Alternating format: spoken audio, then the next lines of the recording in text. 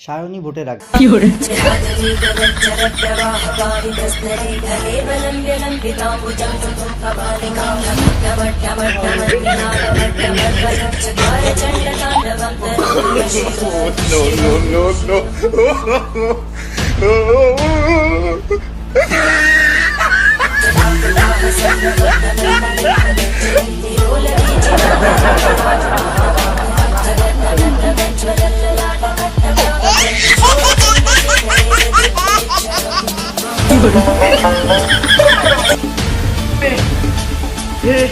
हे प्रभु हे हरिनाम कृष्ण जगन्नाथ प्रेमानंद ये क्या हुआ।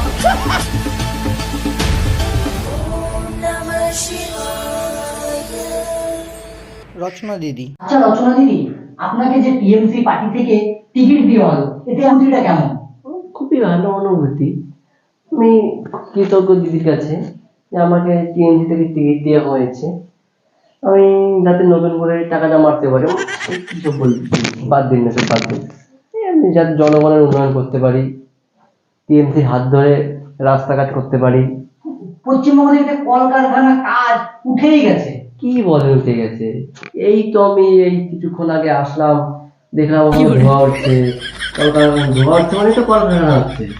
ধোঁয়া মানেটা কি?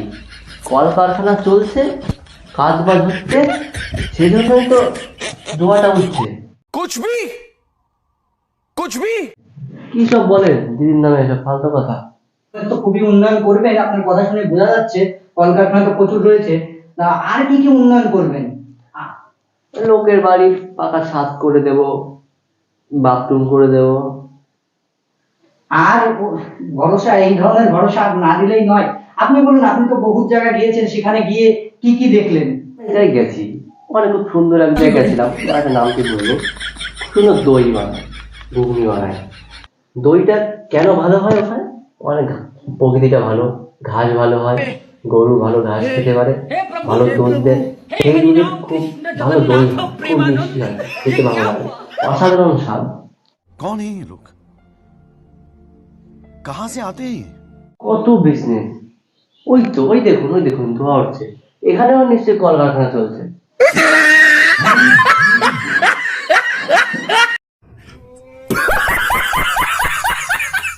এটা টিএমসির কোন নেতা? কমেন্ট করে বলুন।